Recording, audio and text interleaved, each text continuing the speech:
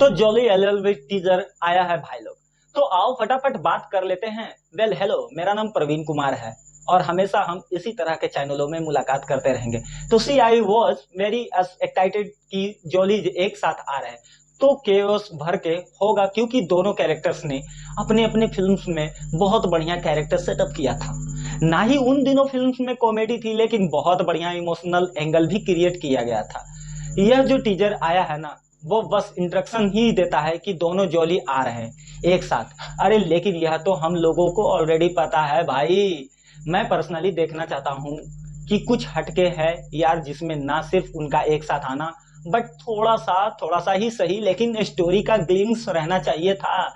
लेकिन comedy wise तो वो नीदो बोथ और द बेस्ट, बट थोड़ा सा इमोशनल एंगल दिखाना चाहिए था। बट एनीवेज, जो भी आया है टीजर के रूप में वो अच्छा तो है टीज करने के लिए, लेकिन इनफ नहीं है।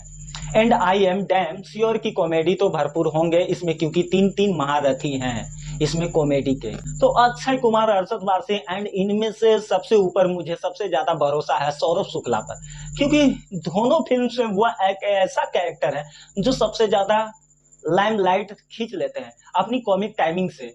और इस बार तो उनका एक पर्सनली एक वीडियो भी आया था, वो प्रोमो के रूप में, कि किसी को वो परेशान होने वाले हैं इन दो जॉलीज की वजह से। उनका इनमें से डायलॉग भी बहुत बढ़िया है, जंगिया बदलने से 10 नहीं रुक जाते, हो हिलेरियस था। बाकी तो स्टोरी जरा भी रिवील नहीं होती है, जो कि अच्छी बात है।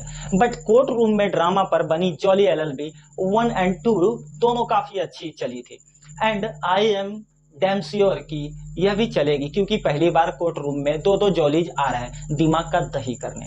19 सितंबर को थिएटर्स में आई एम एक्साइटेड टू सी कि अक्षय कुमार एंड अरशद वारसी की विटी स्टाइल कॉमेडी के जरिए क्लैश कैसे होता है, क्योंकि दोनों के एक दूसरे के अगेंस्ट किसी केस को लड़ने वाले हैं। And I am damn sure कि जरूर कोई बड़ी पार्टी का केस होगा, या फिर ऐसा केस जो इमोशनली हार्ट ब्रेकिंग हो।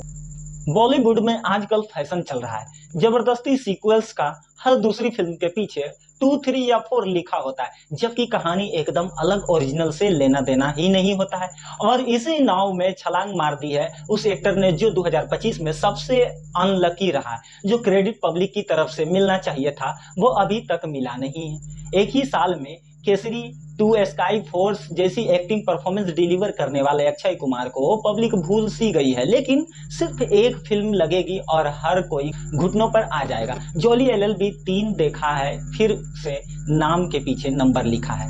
तो हाँ, फिल्म का टीचर आ चुका है जिसमें जॉली 1 वर्सेस जॉली 2 की जंग की शुरुआत हो गई है। एकदम बेस्ट चीज तो यही है कि फिल्म की आत्मा से छेड़छाड़ नहीं हुई होगी, क्योंकि पार्ट 1 पार्ट 2 की तरह पार्ट 3 को भी सेम डायरेक्टर बना रहे हैं, जो इन तीनों फिल्म के राइटर भी हैं। और तो और लीड एक्टर्स के अलावा स्पोर्टिंग एक्टर्स ने भी दोनों फिल्मों से जुड़े पुराने एक्टर्स को कास्ट किए हैं, ताकि लोग पुराना कनेक्शन फिर से जीत सके। मैं सिर्फ जज सर की बात नहीं कर रहा हूँ। टीज के एक सीन में अमृता राव दिख रही है और ट्रेलर आते आते हुमा कुरैशी भी आपकी नजर आ ही जाएगी। पूरी ओरिजिनल कास्ट मिलेगी। टीज वैसे कुछ ज्यादा रिवील नहीं किया है, सिर्फ दोनों लीड हीरोज को इंट्रोड्यूस कर दिया है। मेरठ वर्सेस कानपुर की जंग में मुलाकात और मुक्का दोनों होने वाले हैं। बहुत टाइम के बाद हिंदी सिनेमा में आपको एक ऐसी फिल्म देखने को मिलेगी जो एक्शन मार नहीं, सिर्फ राइटिंग और कहानी और डायलॉग से फिल्म को दमदार बनाने की कोशिश करेगी। मतलब फाइनली बॉलीवुड एक ऐसी फिल्म लेकर आ रहा है जिसकी कहानी क्या होगी, कैसे आगे बढ़ेगी, किस एडिंग के साथ खत्म होगी। टोटली अनप्रेडिक्टेबल सिनेमा देखने को मिलेगा। और जिस तरीके से यह खुद को ओरिजिनल जॉली साबित करने वाला कंपटीशन चल रहा है, ऊपर से अक्षय के मूंछों का अचानक गायब हो जाना, आप मान के चलो कोर्ट की बहस और नोक झोंक में सारी लिमिट्स क्रॉस होने वाली है, जिसको सुनने में बहुत मजा आएगा। टीजर में थोड़े एक्शन सीन्स भी है, मतलब एक लड़ाई कोर्ट के बाहर भी जारी रहेगी, यानी इस बार केस थोड़ा पर्सनल हो सकता है।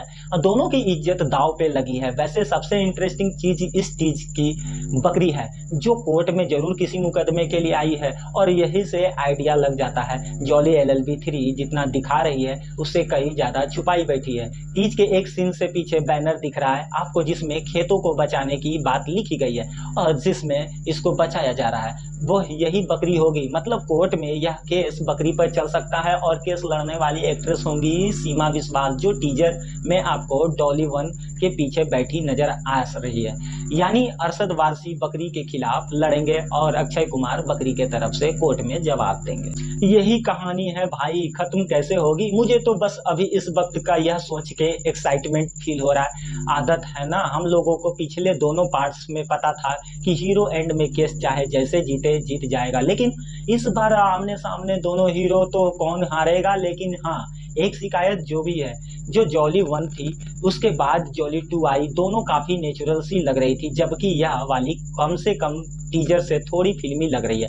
वह कोर्ट वाला फील ही नहीं आ रहा है। अक्षय कुमार और अरशद वारसी एक साथ मिलके कॉमेडी का शॉर्ट सर्किट कर सकते हैं, इस बात से कोई इनकार नहीं करता, लेकिन ह्यूमर असली लगना चाहिए, केस में आना चाहिए। जबरदस्ती किसी सीन को फनी बनाओगे तो उसकी असलियत कम हो जाती है भाई। बाकी कुछ लोगों की शिकायत यह भी होगी कि टीज एकदम फ्लैट सीधी लाइन में चल रहा है, कुछ ऊपर नीचे वाला एक्सपेक्टेड सीन क्यों नहीं डाला। वो अब इसलिए क्योंकि जॉली एलएलबी एक कोर्ट रूम में फिल्म दोस्त, इसकी असली ताकत एक्टर या उनके लुक्स में नहीं है। तो भाई इसका जो भी ट्विस्ट होगा, जिसमें सरप्राइज छुपा होगा, उसके दर्शन सीधा फिल्म में होंगे। रिलीज से पहले उसका हिंट तक नहीं देखेंगे। फिलहाल 5 में से कितने स्टार्स दोगे आप जॉली एलएलबी 3 के लिए टीज में?